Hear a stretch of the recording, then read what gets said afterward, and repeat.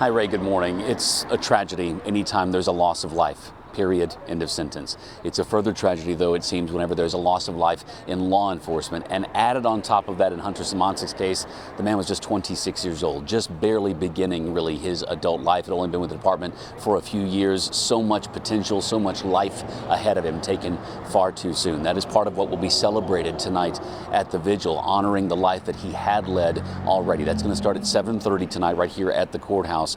5:30 is when they're going to close down 7th Street, right across from me, right behind the camera where I'm standing this morning, so they can get people to come and gather, which is what they expect. They expect a large crowd to come and do this, just as we saw a month ago with Deputy Elijah Ming when he was shot and killed, the deputy from Wyandotte County.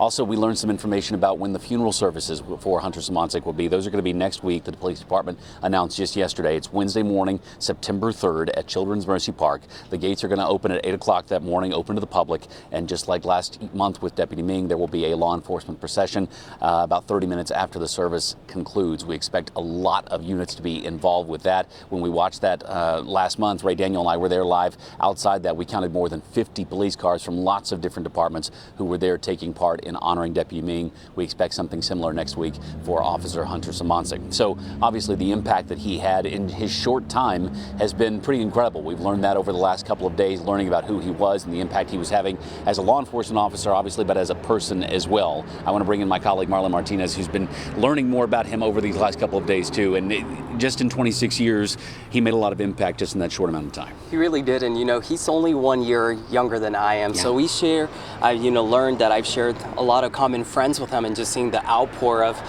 people just sending their thoughts and prayers online, people that I know, people that we've hung out before, just seeing the impact that he's made on a lot of lives, just beyond those that he was when he was wearing his uniform. Yeah. But for a lot of people that did not know him outside of the uniform, he was so much more in the community. He in fact was a part of a major club, a barbell club in Mission, where he was training most of his time. He spent his time training. Since joining, Jay Fleer, owner of the gym, says Hunter was that type of person that would give his 110%, but not just in the gym, and also making it his priority to get to know everyone.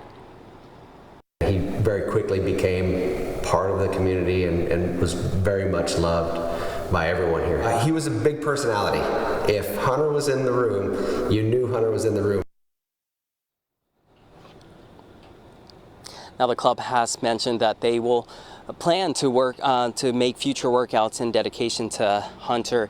And, we just continuously, and just even looking out here, just the impact that he's had in lives of many, seeing all these flowers that people have come by and just show their support for him.